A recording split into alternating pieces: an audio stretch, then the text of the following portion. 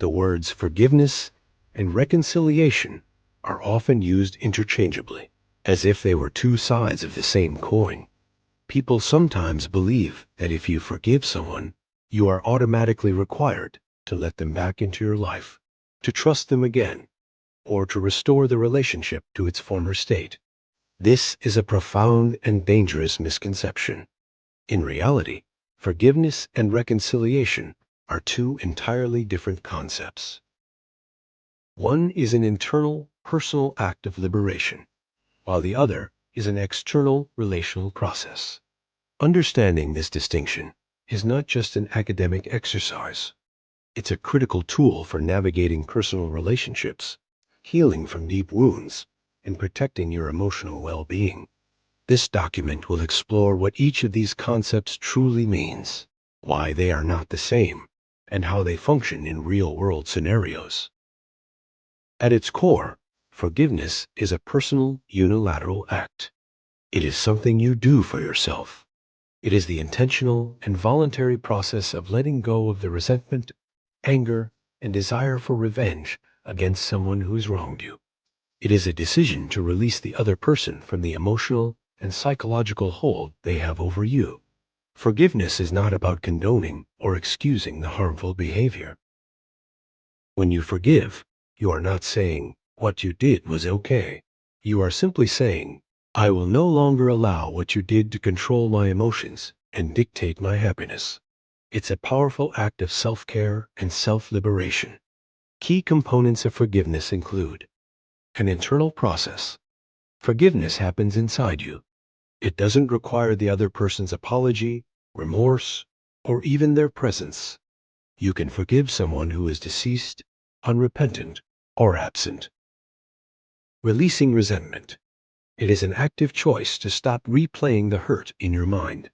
This doesn't mean you forget the event, but it means you are no longer chained to the negative emotions associated with it. The memory may still exist, but the emotional sting is gone, giving up the right to retaliate. Forgiveness means you choose not to seek revenge or punishment. You surrender your right to get even. This is profoundly difficult, as instinct seeks justice. The benefits of forgiveness are primarily for the forgiver. Studies in psychology and neuroscience have shown that holding on to resentment can lead to chronic stress, high blood pressure, and increased risk of depression. Forgiveness, on the other hand, is linked to lower levels of stress, better mental health, and improved cardiovascular function. It is a gift you give yourself, allowing you to move forward without the heavy burden of bitterness. In contrast, reconciliation is a two-sided relational act. It is something you do with someone else. It is the process of restoring a relationship to a state of mutual trust, respect, and harmony. Reconciliation is about rebuilding the bridge that was broken, and it can only happen if both parties are actively and genuinely participating in the effort. Reconciliation is not a simple action. It is a complex journey with prerequisites. For reconciliation to be successful, it requires a series of deliberate steps from both sides, especially from the one who caused the harm. Key components of reconciliation include acknowledgement and apology. The person who caused the harm must first genuinely acknowledge their wrongdoing and express sincere remorse. A hollow or self-serving apology is not enough. The apology must show a true understanding of the pain they caused. Taking responsibility beyond saying, "I'm sorry." The offending party must take full responsibility for their actions without making excuses or blaming the victim.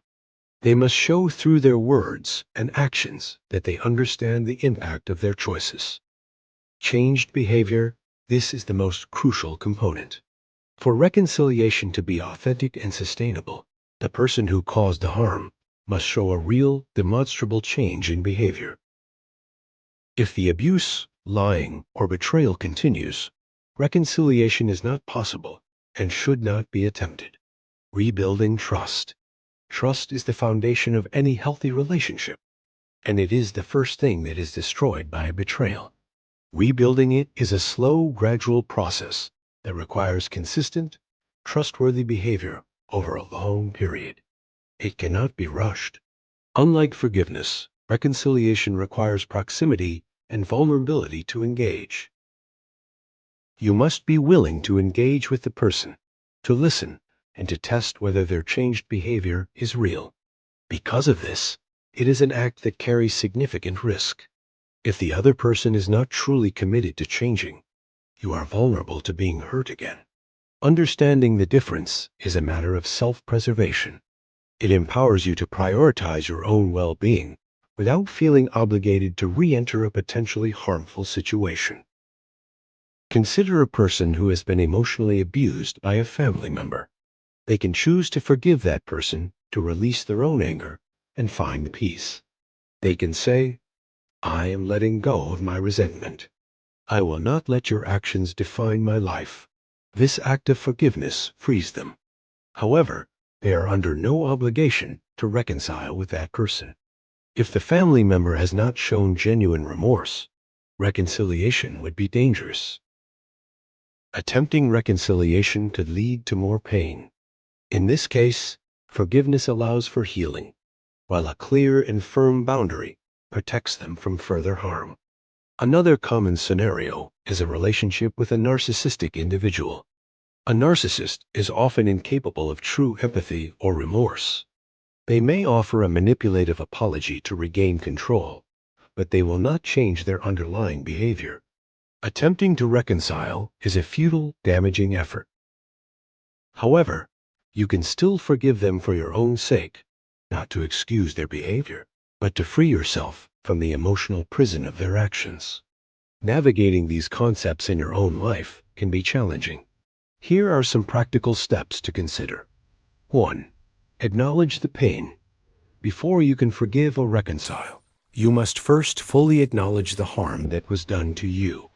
Don't minimize the pain or pretend it didn't happen. Give yourself permission to feel angry, sad, or hurt. 2. Make the choice to forgive. This is a conscious decision. It is not a feeling that will simply arrive. You must actively choose to release your grip on the resentment. This may be a one-time decision, or a choice you have to make daily for a while. 3. Set boundaries. This is crucial. Forgiveness does not mean you have to be a doormat. Establish firm boundaries for your protection. You can forgive someone and simultaneously decide that you will no longer have a relationship with them. Your boundaries are your personal lines of protection.